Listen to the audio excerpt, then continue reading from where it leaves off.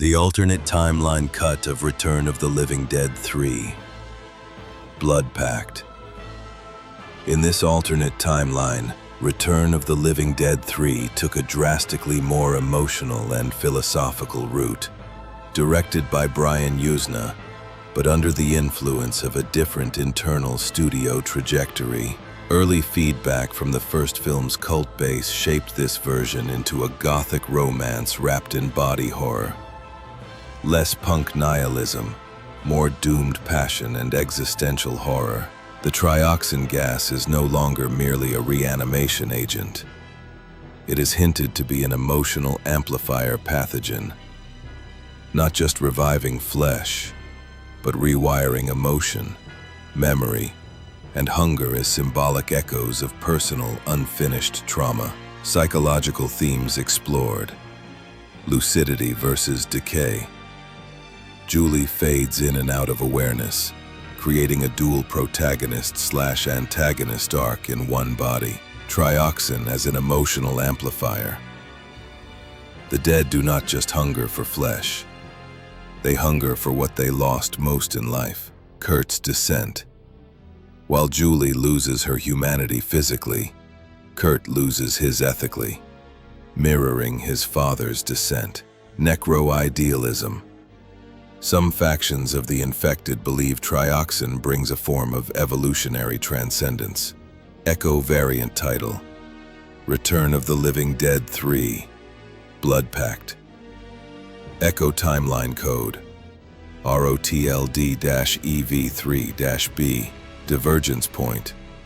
A rogue faction within the military attempts to weaponize trioxin for immortality, not just bioweapons. Tone. Gothic horror romance. High emotion. Tragic body horror. Key differences. Julie's transformation is slow with moments of lucidity.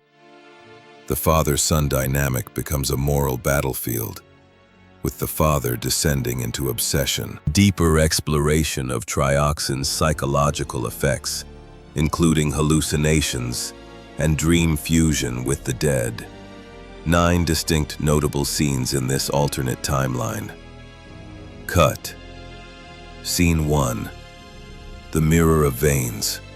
Julie examines herself in a broken mirror, hallucinating multiple versions of her face. One human, one skeletal, one pure trioxin flame. Each version speaks with a different emotion. Scene 2. The Blue Room of Echoes. Takes place in an abandoned locker room drenched in blue industrial light.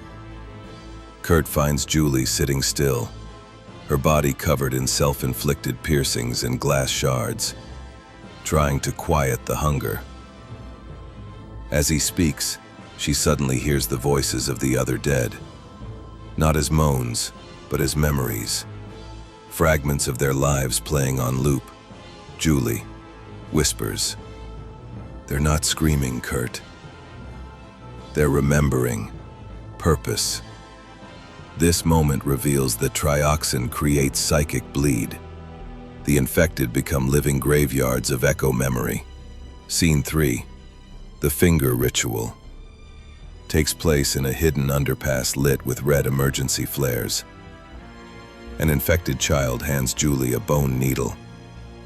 She's invited into a ritual where they sew their own flesh into symbolic patterns meant to control the hunger. Julie, nearly lost, begins to partake until Curt arrives and pulls her away. "It helps," the child says, "but only until you remember you were loved." Purpose highlights how some infected cope with trioxin's psychological torment. Body horror becomes spiritual warding. Scene 4. The Memory Stasis Tank. Takes place in a secret lab inside the military base. Curt's father, now obsessed, shows him a glass tank filled with preserved corpses suspended in trioxin mist, each hooked to electrodes, looping through projected holograms of their happiest memories. Colonel Reynolds. "We're not bringing them back to fight. We're bringing them back to forget they died. Curt recoils. Purpose.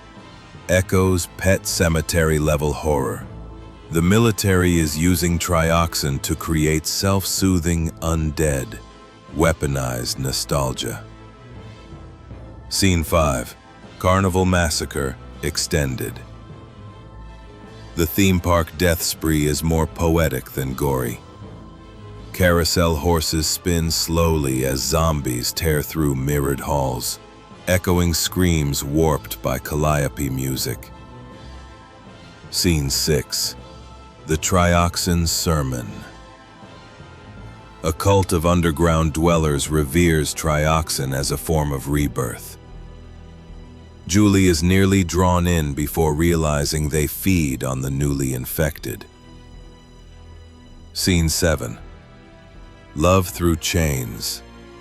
Curt binds Julie in chains to keep her safe as she begs him to kill her. The scene ends with him sitting beside her, reading their old love letters aloud. Scene 8. Last Dream at the Fountain. Takes place in an old city park with a drained, broken fountain. Julie and Curt share one final moment of lucid peace before the final scene. She sits under a tree, half rotting, as he recounts their first kiss.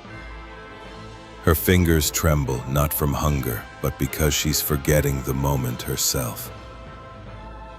Julie. I don't know if I'm me anymore. But if I'm not, stay with whatever's left. Purpose. Achingly quiet. Offers a breath before the finale. Affirms that what remains after death is not nothing. It's fragments of love. Scene 9. Embrace of Flame. Final scene. Instead of the self-sacrifice via explosion, Curt chooses to inject himself and walk into the crematorium with Julie. The screen goes black as their shadows flicker on the wall. Setting. Crematorium corridor. Scene. After injecting himself, Curt walks slowly beside Julie. They stagger. Julie begins to lose control, but Curt keeps whispering, "Stay with me. Stay with me. Don't forget the lake." As they enter the fire chamber, we only see shadows on the wall. Julie clutches Curt's hand. Her nails are now bone. As the flames rise, the screen cuts to black, but a faint heartbeat can be heard. Purpose. Adds ambiguity. Were they destroyed or merged into something new? The ending is left echoing in emotional silence. Mythic interpretation of Trioxin in this variant. In Blood Pact, Trioxin is not just a reanimating substance, it's a mirror fluid. It shows each infected person the purest memory they lost and twists it. Hunger is loss unfulfilled. Rage is love abandoned. Death is not the end. It is the unresolved echo made flesh.